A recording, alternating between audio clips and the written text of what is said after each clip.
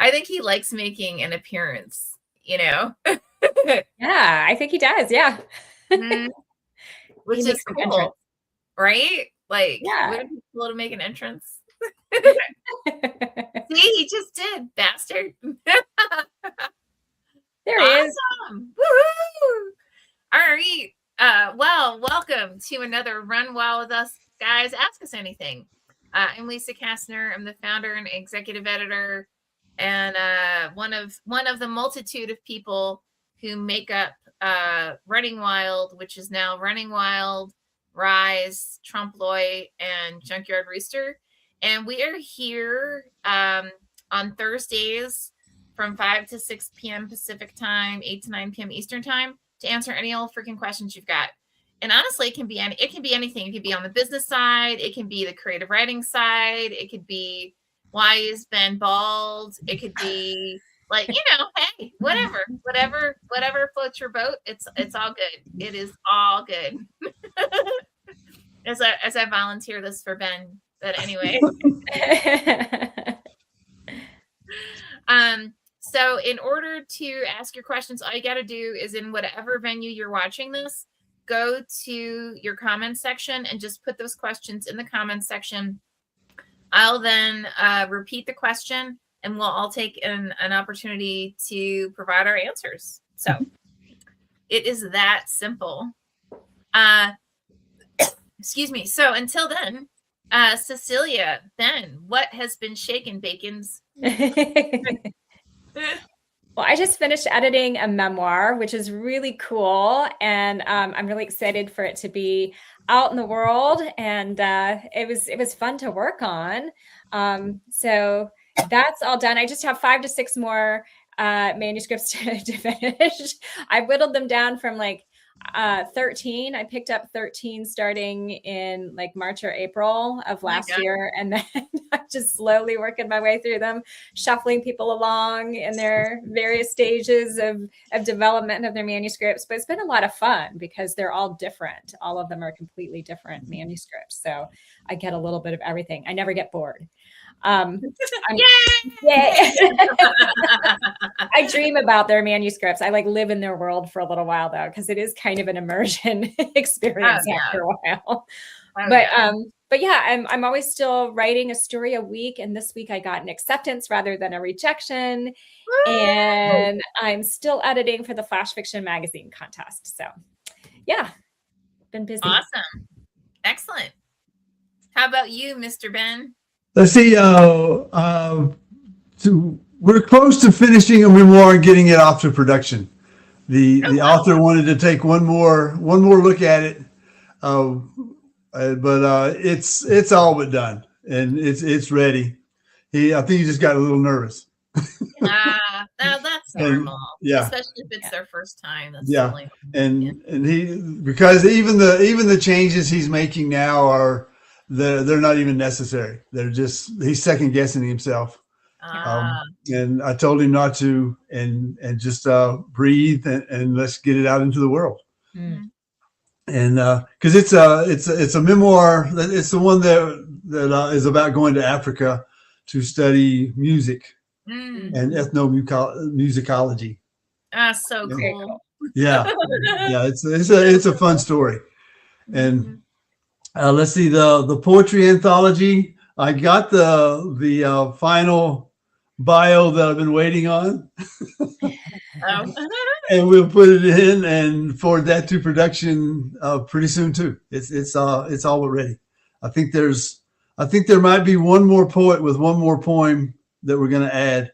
Peter just told me about it, so we'll polish it up that way, and it's ready to go. Oh, cool. To production. Wow. Yeah. And that's it. That's I started a novel as I wait for the author's last turn on the memoir. Started a novel yesterday. Wow. It's the knitting club or the knitting and sci-fi club. I love that. Yeah. I know, right? Isn't that a great title? Yeah.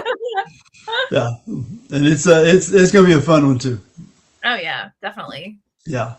Well, Cecilia and I were just talking about, I spent the weekend at the Tucson Festival of Books, 140,000 attendees. Wow. And I have to say, and I'm going to say some things that are probably going to be a little, well, I was going to say offensive, but some people may disagree with me, and it's all good. You're welcome to disagree with me. I had spent the previous weekend at AWP in Baltimore, and then, this weekend, obviously, in Tucson. And I have to say, I really prefer going to the festivals and conferences where it's all about the readers. And because it's just a really fun exchange, right? Like, I had so many people come up to me. So what happened was I was literally flying back from AWP, and I got a last minute email saying, hey, we've got an opening for our indie authors an indie press booth for a book signing on Sunday from 10 to 1. And anyone who's ever been to a festival knows that's prime time. Like, that's a great time slot, So I was like, oh, okay, well, I'll figure it out, right? Like, I'm going to go, I'll just figure it out. So I said, what books am I allowed to bring? And basically anything that I'm affiliated with. So anything I wrote, or I was, I had something in it, or I was the editor for. So I just and Cecilia and I were talking about this, I literally just left a bunch of suitcases in my car from AWP. And then I loaded a bunch more books. And as people were walking by, I would just ask, during my book signing, hey, what do you love to read? And it was just so fun to hear people's different points of view, what their favorite stories were, and why they were at Tucson. And there were so many. Actually, one of the coolest ones was a gentleman, former military. His two daughters brought him there. They're both teenagers, and what it attracted him was No Fucks Given. He saw the cover and was like, okay, that's cool, right? Yeah. And he came over, and I was like, okay, admittedly, I've got nothing to do with this, so I'm kind of breaking the rules, but I just love this story and I love the cover. So I said, I've got to at least have one, right? I've got to at least have one here. So I'm like, I'm ethically speaking, I can't sign this, but I'd love to talk to you about it. And when I explained him the story, he was like, well, actually, that's me, so I don't want it. I don't need to read it. But I also had Cure there, and he was like, what's that? And I'm like, well, long story short, I basically take historic figures and I make them werewolves. And in this one, I took the Viking Burka, and I made her a werewolf, and the primary character is a descendant of the Viking Burka. And he was like, oh, game on. And him and his daughters got so excited, and they bought one of 27 stories, right? Our anthology for those who were impacted by the LA wildfires. And they bought Cure. And we were just talking about how they were going to share the books among them, and how whenever they're really hot on something, they intentionally go online and go on Goodreads and share it, And I was like, oh my God, that would be fabulous. But it was so fun to hear so many people talk about the fact that they read everything, you know what I mean? And I just think I love hearing that. I love talking to people about well, what attracts you to thrillers, or what attracts you to literary, or what attracts you to whatever, who are your favorite authors? And I mean, everything from Salman Rushdie was there to well-known thriller writers like Jonathan Mayberry, right? Huge New York Times award winning. I mean, Tucson hits all the points, you know what I mean? So for me, it's just so much fun to really just sit down and talk to other readers about what they love, And for me, ones like AWP or like the really hardcore, you know, literary behind the scenes, I feel like we go because we have to. Like in terms of industry, it's like, you know, that's where you go to like kind of network or whatever. But like people at Tucson are so much more embracing of one another, where AWP feels like half the people are in competition, which I still don't understand why, right? Like we should all be helping each other, right? And half the people who are jerks, it's like, I don't know why you're a jerk. Like, I don't understand why you're being mean. You don't have a reason to, you know? So yeah, so I'm still kind of, even though it's Thursday, I'm still sort of recovering because I really had a hard time sleeping while I was at Tucson, but I know it was my own anxiety. Do you know what I mean? Like knowing it's the first time we were representing, you know, and I wanted to make sure like I represented us well, and that, you know, so that we would get invited back, you know, obviously.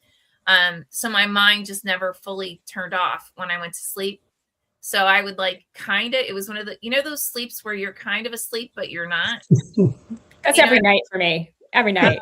It's like right now. I could be. I don't know. Is this real? Is it happening?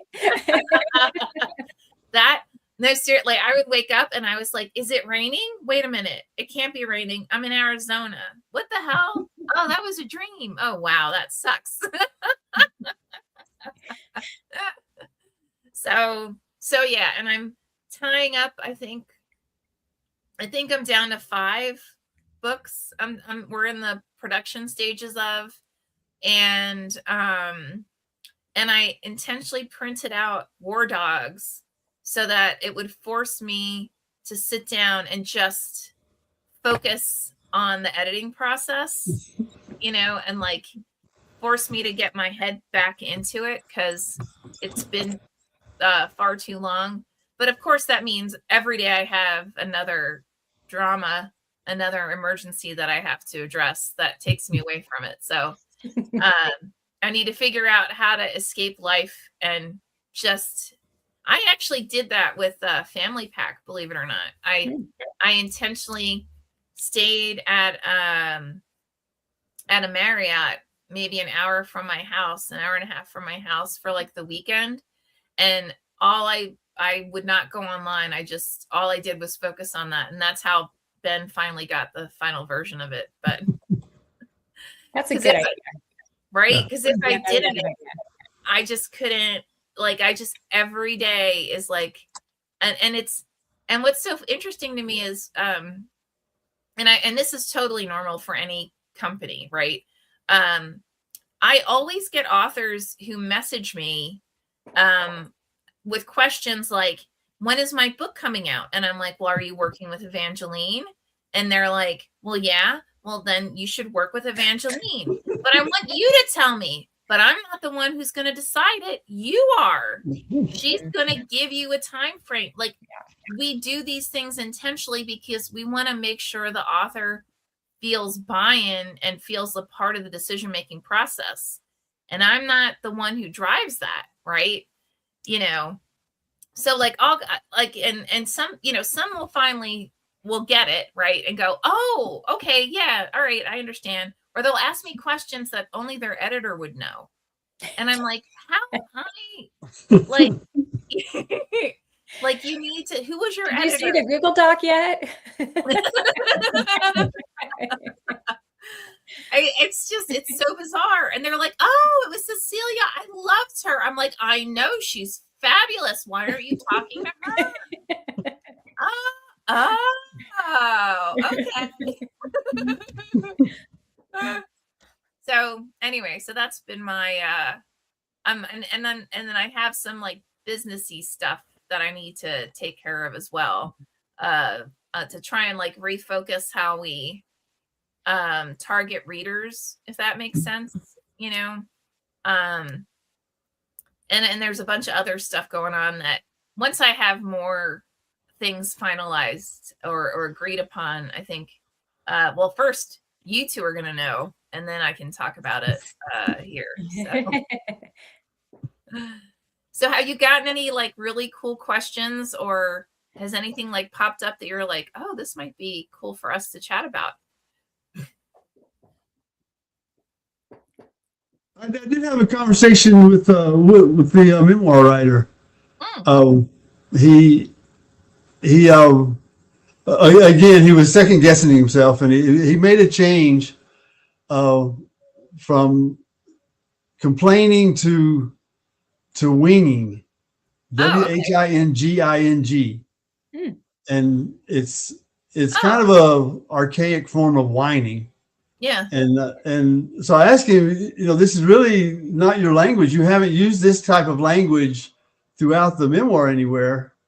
Why not just say whining or leave it at complaining?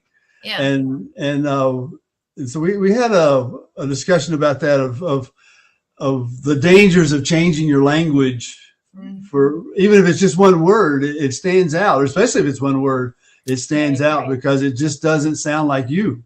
And the writer has created a voice that the reader has come to expect. And as soon as you hit something that just doesn't fit, it stands out. And even saying, well, I noticed it. I didn't talk to the author yet, but I noticed it was a wee cough, and it doesn't track along with it's a small cough or a slight cough. A wee cough doesn't fit. It just doesn't sound right. And based on the writing, not just because it stood out to me, but it stood out because it wasn't the writing.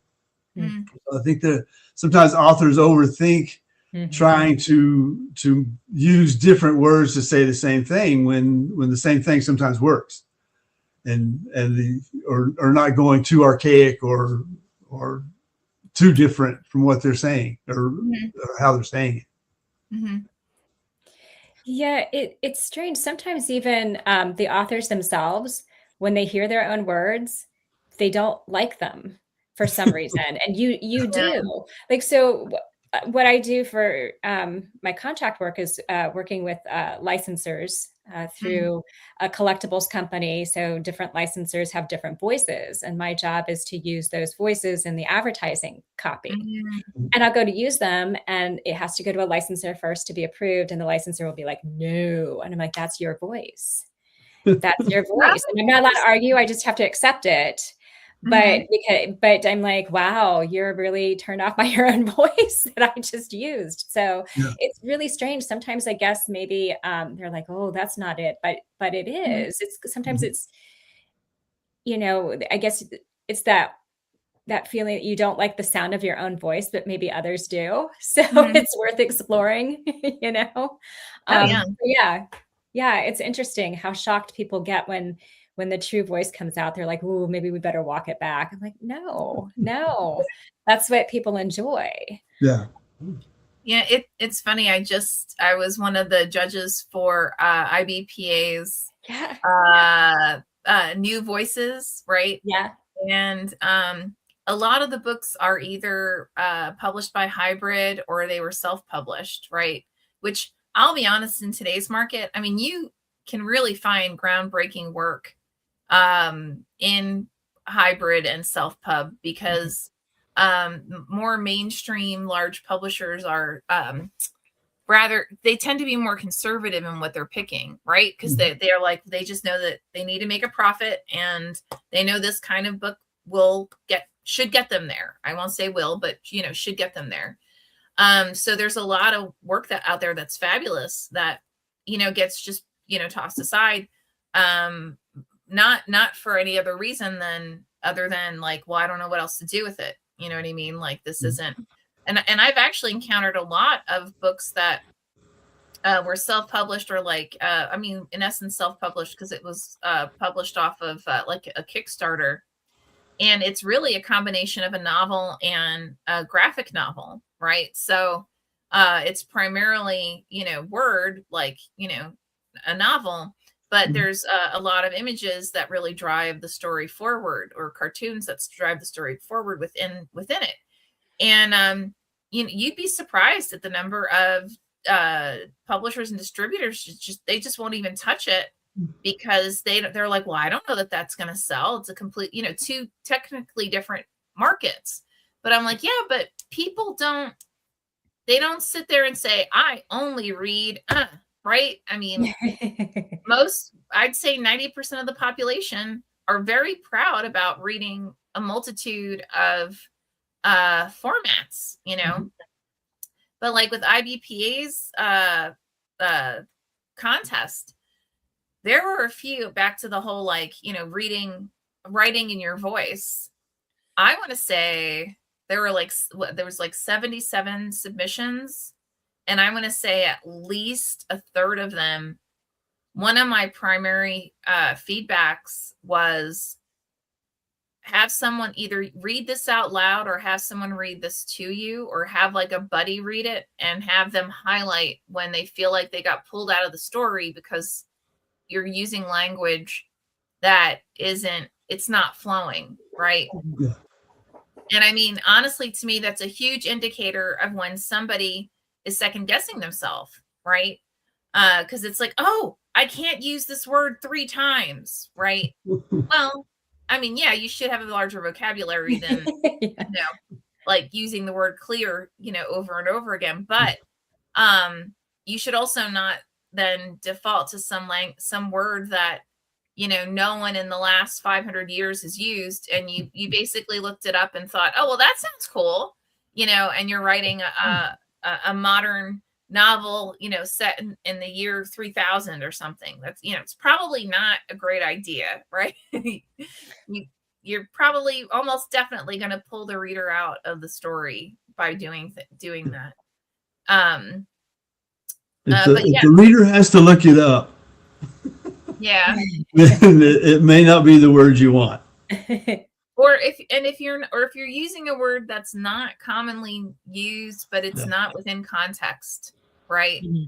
I mean, you can use words that are lesser known, but I think, Ben, back to your point, if it's not within context where an individual reads it and they go, oh, I've never seen that word before, but I can figure it out. Yeah. Right. I know what it means. Yeah.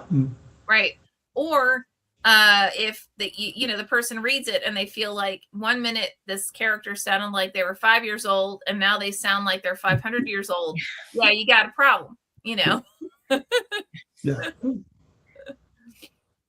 So that's we actually had that issue with a book we had screened, and it was a young adult genre, and there were cases where it sounded like an adult trying to sound like a young adult, and it's a red flag. It's not. It doesn't flow naturally. The language doesn't flow, and it just looked like an adult trying to write, right? Like they think that someone would sound. It's funny. I actually had that conversation with an author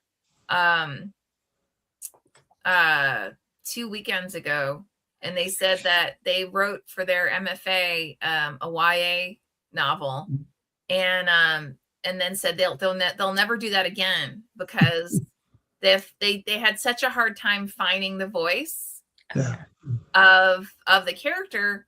And at the time when they first started writing it, they thought it was necessary, but it also impacts the emotional engagement of the character, and as well as how well can you actually explore what that character is thinking and feeling, and all of that ties back to language. So yeah. Oh, that's a great point. Great point. I'm glad you also stopped him. Yeah, because it's just times when even to your point, if they're using the same word 3 times in one paragraph, that's a red flag. But if it's the word that they use and it's spaced out and it flows out naturally, like telling the story, that's okay. It's when you try to cram it all into one paragraph. Or we've had a discussion about a series of why something happened. It was because the person did this, because the person did this, because the person did this. And there comes a time when you see the author using it 3 times, you know it's on purpose. And it's a tool they're using to reiterate because. And the wonderful Wizard of Oz. But if they only use 2, it looks like they ran out of words. You know, so there's a magic of 3 in there, and that's the way I phrased it to the author. Is it's like a baseball thing. You have 3 strikes, you've got three outs, 3 sets of 3 for the ball game. There's a magic of 3, so use it to your advantage to make it look like it was intentional. And because there's no magic in 2, there's a story in 1, but no magic in 2. There's a magic in 3, and then 4 is overkill. You've done it too much. So it's a balance of using the words that you want to use to tell the story. You know, it's funny. Another big feedback that I give people a lot, actually, including mentees of mine, is that if there's something that you're really interested in, look up a favorite author of yours and study what they did and how they did it, right? And what's fascinating is the number who will go back and they'll look up something like Dune or like Tolkien, right? And if they get feedback saying, well, this is really repetitive or it's really slow, they'll say, but that's how, Tolkien writes, or, like the Count of Monte Cristo, like all these classics. And it's like, well, that because for the time period that this piece was written, that was the common structure, right? That was the common methodology that was leveraged in order to bring the story forward. And since then, we've gotten much more action-based in our overarching structures. I mean, even for literary as well, right? And we've become much less repetitive, and we trust the reader much more in our narrative structure. And, I actually I gave that feedback as well quite a few times for the, Best New Voices contest, because and it was funny because you could tell when it's like, I know you're trying to write like, Agatha Christie, or I know you're trying to write like Tolkien, or I know, because you can tell, I know you're trying to write like Dumas, but just take that same genre, find someone who's more current, and study how they have broken it down and how they've structured the narrative, and see how repetitive they are in making specific statements, or how obvious they are in the statement, right? Because in today's world, trust your reader, imply things, allow them to embrace those implications, and then build within the narrative, because that gets them to become part of the story. Yes. And that's something they didn't understand 100 years ago. Sorry, go ahead. No, yeah, like leaving the breadcrumbs so that people can put the pieces together. Yeah. I'm always giving that advice, whether it's flash fiction or larger pieces. Don't tell me everything. Don't spell it out for me. I don't want to be explained everything. And sometimes people will drop a hint and I get it and I start laughing, and then they explain it. I'm like, you just told the punchline by explaining it. Just get that out of there. Less is more. Yeah. And trust your reader. Yep. The readers that get it will get it. The ones who don't still bought the book. Don't worry about it. Exactly. Well, and it's funny because for corporate communications and like public relations, like press releases, that kind of thing, it's the complete opposite, right? And I know that's why a lot of these guys, they get caught up in it, right? Because we were trained in more like formal communications, like journalism, like internal communications, like corporate communications. Give me that one sentence summary, explain it out like a classic paragraph structure, and then, reiterate what was just told, right? Yeah. And it's surprising how many people don't realize that bleeds into their fiction or even memoir, right? Or creative nonfiction. You don't want to do that, right? Because you want to enable the reader to become a part of that narrative, versus in those formal communications, the purpose is to share and intentionally share information, give them the reasons why they should buy into it, and then to reiterate what it is they're supposed to buy into, right? So very, very different structures that a lot of, especially new writers, they just don't realize it, So, which is, I don't know, I find it interesting, but I'm also a nerd, so hey. There's a scene in the movie. I'm not sure if the conversation came out of the book or not. I can't remember. But in the movie, they're talking about Kipling and reading Kipling. And someone is complaining about an opening scene of one of his books. And he said, well, it just doesn't resonate with me. And the English patient said, well, you're reading it too fast. You have to break and feel it and slow them down. And so the cadence an author uses is one of those things where punctuation helps. Of course, you want them to slow down, use your commas, put more commas in, take commas out. But the scene itself, if it's a novel from Boston, you expect the pace of the language and maybe even the story to be faster than, say, from Louisville.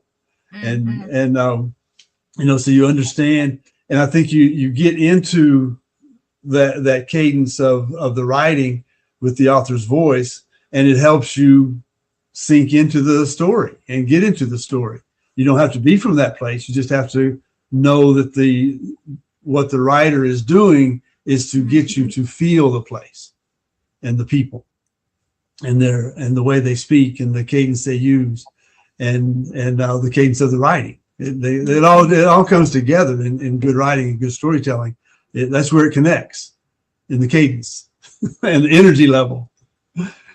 As authors, we know when we lose energy writing, you've lost the energy of the reader. Yeah. And I heard somewhere that if you know the reader is going to skip over this passage, don't write it. Don't put it in there. Leave it out.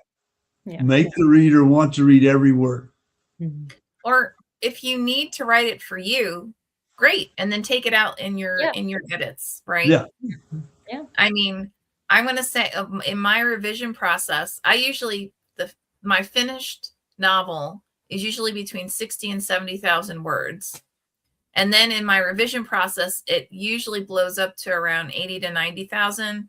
But I've also edited out probably 15 to 20,000 along the way.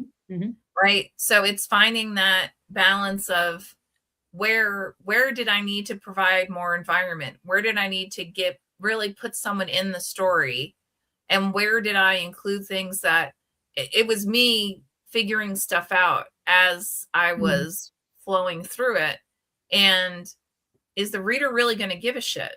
And it's funny, like I've had authors who I worked with on their pieces, and I said, look, you've got 15 pages here where I know that you're figuring this out for yourself, and that's okay, but the reader doesn't need it. And here are the sentences, like the 3 or 4 that I think will actually get across what it is that you're trying to do, and take the rest out. And I've had 1 or 2 who were like, absolutely not, and then we'd send it out for reviews, and that was inevitably the reviewer's biggest feedback was, man, this just slowed down to like nothing during XYZ, and I have no idea why we even went there, And it's so, it's also surprising the number of authors who get that kind of feedback and then they come back to me, they're like, oh, you were right. I'm like, oh my God, it's shocking. Yes, like, yes, I was. Who knew? I always get asked, what do you keep and what do you cut? So like for two different things, right? So flash fiction, you have to cut a lot. You've only got like for the magazine that I work for, you have between 300 and 1,000 words. And that's it. So you really have to, you could have some beautiful details in there, but if they don't contribute to the outcome of the story, they have to go. And then, so it's kind of like that with longer pieces as well. You're going through your closet, packing for a trip. Which ones would get you through that journey? Which ones will get you to your destination, to where you need to be? And which ones are nice to have if you could fit them in, but maybe you don't need them. And which ones you don't need at all. So it's kind of like that. You have to decide how you're packing, and what you're packing in your suitcase. And what was there like Easter eggs, right? Yeah. And like I have an entire document that's all the Easter eggs, especially for anything where it's referencing, it's part of a series or it's referencing other books, Yeah. Because I don't always remember what my Easter eggs are, just because, they build on each other. Yeah. You know what I mean? So, but like it's funny.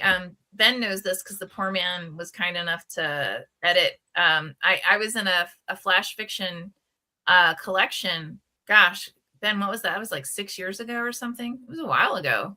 Yeah, 3 at least. Yeah. And we, my approach to it was the way I approach poetry, which is basically very similar to what you just described, Cecilia. Like, it's like, okay, what absolutely has to be here? What is going to evoke an emotional and a visual essence from that sentence? And then, especially with flash fiction, how is this sentence driving forward the narrative that I have for under 500 words, right? Right. And I had asked Ben to look over it for me because he's a poet, right? Yeah. And again, in my mind, although they are two very different. No, it's good. Yeah. But yeah, I mean, but to your point, I think it's actually necessary no matter what. Is this something that actually does it have to be here? Is it fulfilling a purpose? Yeah. And can it be expanded upon, but in a way that it is going to continue not only to fulfill that purpose, or maybe it now has multiple meanings, right? That you don't realize were there until you went back to do revisions and went, oh, aren't I clever? Yeah.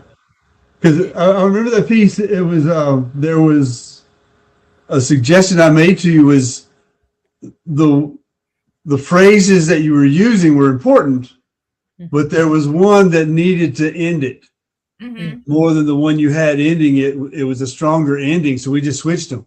And just that simple change made the end. When the reader got to the end, it had more impact. Yeah. Oh yeah, absolutely. But the words were all the words. The whole idea was still in there. It just needed to end with that slap in the face. And you're good at slaps in the face. So. Why I oughta. Sometimes I'll get that one. Sometimes I'll get many of these where a character is explaining a theory. I've gotten lots of these along the way, where all of a sudden for like several pages, a character is suddenly explaining a theory. And I'm like, the audience doesn't need all of that. They're like, no, but I need for this theory to be explained. But your audience may already know this theory. I mean, it's possible that they do. And sometimes it's really hard to get authors to let go of those theories and the explanation of theories sometimes. and I've had more than one that's been like that. I'm like, no, it's actually better if you just mention bits and pieces of it and maybe break it up a little bit, but we Yeah. can't have these large, you know, sections of theory. I mean, I might pull out one of my books from graduate school and just go through them if that's what I need. But I've never needed that since I left graduate school. So. Yeah. Yeah. Well, actually, that's a great point. That's another one that is very, very common where individuals, all they know is they have to convey some kind of information and they just have the character go in their head and just start doing this big brain dump, you know, instead of it becoming integrated within a whether it be a dialogue or maybe they feel like they have to describe a character. And again, it's one character doing a brain dump about what another character looks like, right? Well, yeah, you don't really, that's not effective, right? Again, you're pulling your reader out of the story. Have this where, and it's funny, I remember gosh, ages ago, the guidance that an instructor provided us was, think about as if you were walking into a room. You're not seeing something in a big brain dump, right? It's not like you look at someone and go, okay, she has shoulder length dark hair and a jacket and blah, blah, blah, right? Typically, you're like, you do a pass by, right? Like, oh, well, she looks very nice. And then you keep going. And then you might go back and say, oh, that's Cecilia, right? And then, you may give a couple of breadcrumbs, right? And then you intentionally have the characters interact because there was a whole reason why you even mentioned Cecilia in the first place, right? There's some importance that character is bringing to the narrative. Otherwise, you wouldn't even go there. Or if you do, your editor is going to take it out, right? So, but that kind of that guidance of, if you find yourself doing those brain dumps, then think about, like, if you were actually entering a room or you were having that exchange, how would you witness or how would you observe different aspects, not just of the individual, but of the room itself, right? And what might that thought process be like, oh, well, I don't like him because clearly he thinks he's funny or whatever, right? Or this person's obnoxious, or like, how dare she talk to me that way? But then you don't do this big brain dump of, and she has short dark hair and dark glasses and is obviously at least 100 pounds overweight or something, right? Like, that's not how we think, right? We think in these like leading fragments that are interrelated. But again, when you're doing it for a narrative, you're doing it with an intent. There has to be a reason why you're conveying the information. So, yeah. Wow. We only have 17 minutes left, guys. I highly encourage you to go ahead, pop any questions that you have into the comments section of whatever venue, wherever you are watching. We would absolutely love it. We love hearing whatever it is that you may want to ask or share. And because well, clearly I think I'm funny. I mean, these two are normal. So but we would love to hear from you. Yeah. Now, Cecilia and Ben, how about your own works? How are those going?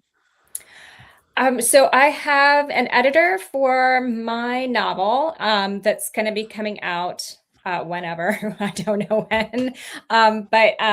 So we haven't started editing it yet. I still write like a short story a week. That's pretty much it. But I've also got like other ideas in the back of my head. What I'm dealing with right now is still writer scams. Like, I'm finally getting them. I feel like this is amazing. I've arrived. So I got another one over the weekend. I was actually really excited about it. Was that cool? What was it? I didn't recognize it as a scam at first. I was like, really, they had mentioned the name of the book. They mentioned a book club that was nearby. And it didn't sound like they wanted anything from me other than to figure out, did I want to do a discussion? Did I want to do, and yeah, just a workshop, like whatever I wanted to do. And I was like sharing it with Nate. Nate, we were in the car. We were driving back from dinner. I'm like, Nate, Alex, this is so exciting. And we went home. It was St. Patrick's Day. I'm like, woohoo. We were like drinking. I'm like, I'm going to do this, this will be fun. Nate's like, this is going to be great. And then I'm looking at it and like, oh, it's a scam. Nate's like, no. Let's find out if that book club exists. It does exist. But I'm like, no. It doesn't match up. The emails don't match up. So this is not, this is one of those marketing scams where they try to get you. Well, I mean, I don't even know, there's no link or anything to click on. They just compliment your work. They want it. They just want to ask you, how do you want to collaborate? And then I guess they get you in a conversation where they finally propose maybe some kind of, I don't know, they'll get you 5,000. If you pay for 5,000 books or whatever, they'll give you some kind of money. I have no idea what it is, but I didn't follow it through. But yeah, after that, there were several more that came in that were like that with the same kind of address. And I'm like, oh goodness, it feels good at first. It really does. You think, oh, somebody wants this book. And then you realize, darn. But yeah, I get about 3 of those a day. Yeah, and they'll say, came across your book, and me being me, I hit reply. Yeah, and say, which book? They named mine. They come back with one that you didn't write, and say, okay, wrong person, sorry. And then sometimes I'll ask them, well, are you in the $70 range or are you in the $15,000 range? And they'll say, oh, no, we're not that much. We're down closer to the $100 range. And I said, oh, okay. Well, I'm still not interested. And some guy called me foolish the other day because I told him I wasn't interested. He said, you fool. Did he? Yeah, yeah. Yeah, okay. That's good customer care. Hey. That sounds like an evil laugh, you fool. I know. Like kind of glare that they're writing these from. It was after them out I said, I'm still not interested. He said, okay, fool. All right. I got one today. They were like, congratulations. We picked your book to go to run on USA Today. And I thought, but that's not how it works. USA Today it's a bestseller list, right? I went and I looked up the email and I just pulled the basically what the URL of their website would be. And it's clearly it's basically an ad agency that's decided that they're gonna like do a little bit of everything. Because I almost did a Ben. I almost replied and said, which book? And then I was like, yeah. Just to see. Yeah. I've written, if you listen to them, I've written some pretty in-depth stuff. The neurology of chimpanzees or something. Wow. That's not mine, but wait, thanks for thinking I wrote it. Do you tell them that? Like, no, I just say, not my book. That's not mine. Yeah. And then sometimes they'll come back with arguments. Well, that's because there's, Ben White is such a common name. You need to get your name out there as ahead of the pack. We can do that for you. As well, I published under Benjamin B. White, so look for the B.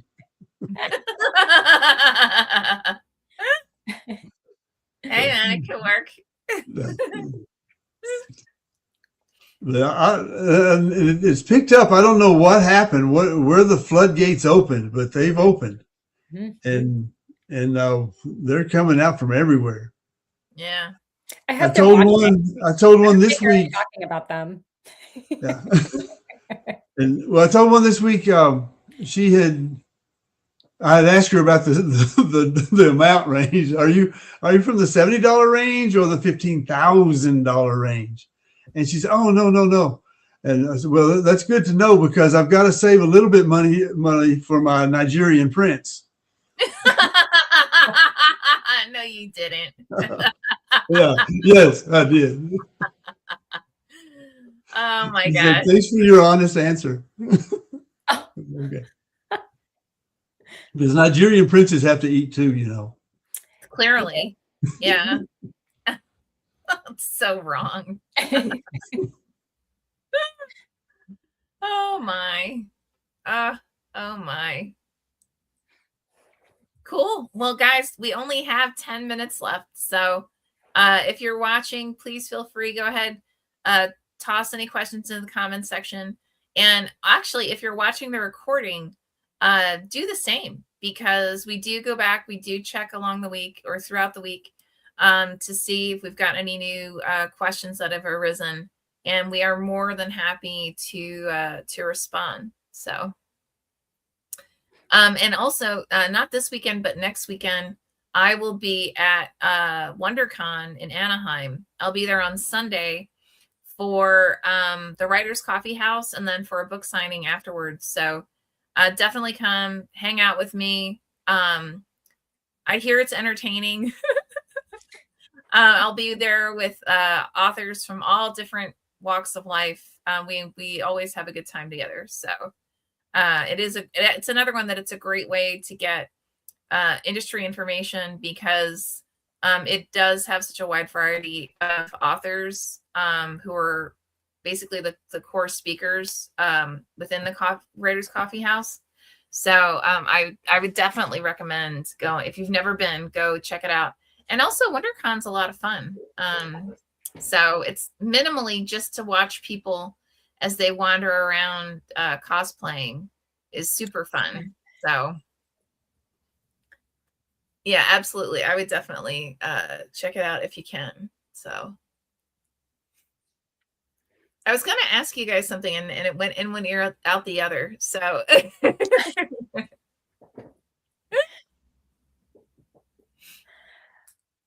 Are you reading anything outside of editing? Honestly, I personally have a bedside full of books. Mm-hmm. And so what I typically do is I'll try and read like a chapter a night. Mm-hmm. So I just finished Feeding the Ghosts by Tessa Hulse. It was actually one of the first graphic novels that won a National Book Award. Oh wow. It's a memoir, believe it or not. Brilliantly done, absolutely gorgeous. And I realized when I was reading it that she and I were at Breadloaf together, so that was kind of fun. And then I'm now reading. It's like the incomplete or the complete guide to Joe Ledger. So I was at Superstars of Writing and hanging out with a few friends. One of them, Jonathan Mayberry, and he was talking about how he was going to have an anthology coming up soon, and he was going to invite some writers to write to it, and it would be in the Joe Ledger universe. Oh. And he just like stared at me, and I'm like, okay, I know what that means, right? So I need to like get like caught. So he was like, I was like, well, if I do it, I'm going to do it from the perspective of one of the primary female characters. So which one should I pick? So he told me like, well, this one or this one. And I was like, okay, this one. So now I have to actually, like get back up and, cause I don't know about you, but like when I was younger, I used to read a ton of Dean Koontz and like Stephen King and Agatha Christie. And I mean, you name it, and but that doesn't mean I remember any of it. So so I'm definitely trying to get back, get my head back in it, if that makes sense. So how about you, Ben? What are you reading? I'm reading The Rat by Günter Grass. Oh my. the which I think it's a sequel to the Tin Drum, which I read 10 years ago. Okay. But it's one to read outside, and so it's getting warmer, so I can sit outside and read.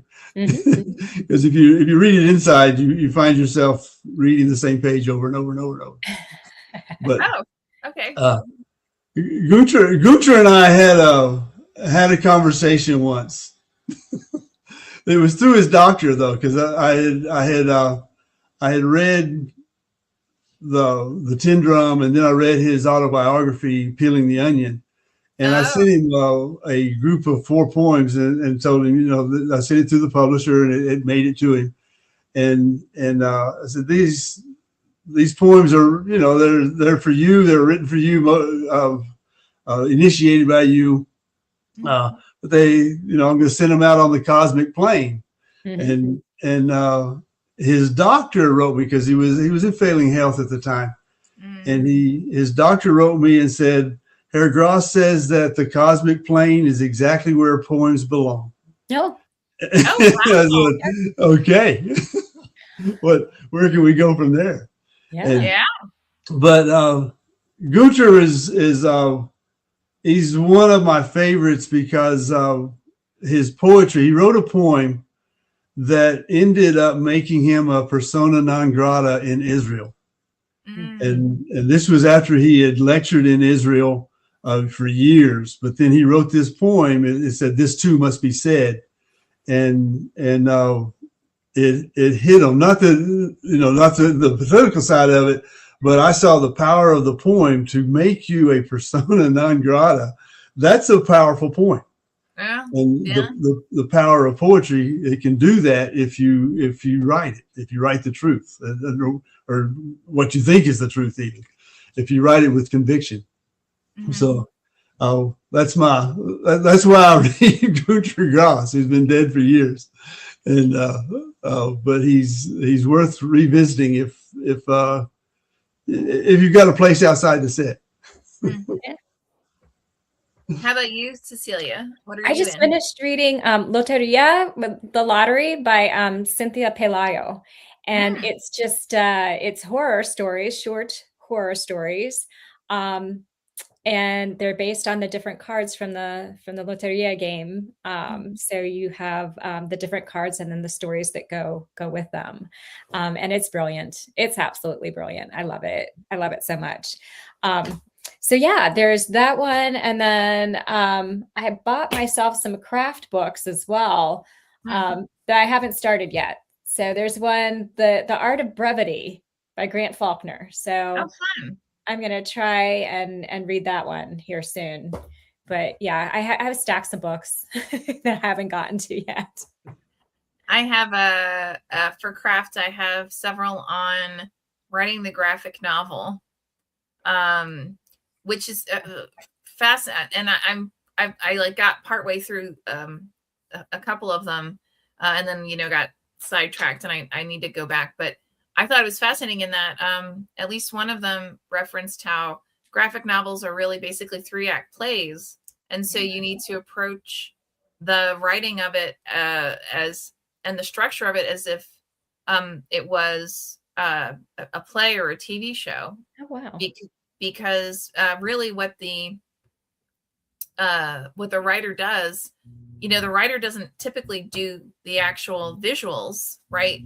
Oftentimes they basically just write the dialogue and maybe a sentence or two about what's the environment within that is occurring in, and then you hand it off to whoever the visual artist is, and they'll come back with, just like blowing it out, in that visual landscape. And I thought, my God, it's similar to what happens when it's a TV show or a film. And basically the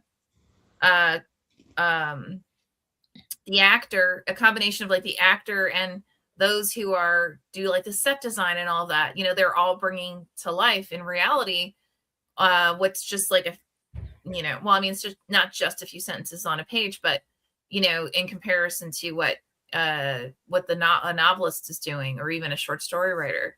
So, but I think we have some novels and some short stories that would be brilliant in more of a graphic novel format. So I wanted us to explore that, and I have a few writers who are into that. So, but I feel like I need to more fully understand and grasp how to do that translation so that we do it, well, if that makes sense. So, wow. And with that, we are over time. And as always, Cecilia, Ben, an absolute pleasure. Anyone who's watching or watching after the fact, thank you so much for joining us. Thank you for, being a part of our extended family. And until next time, we'll see you then.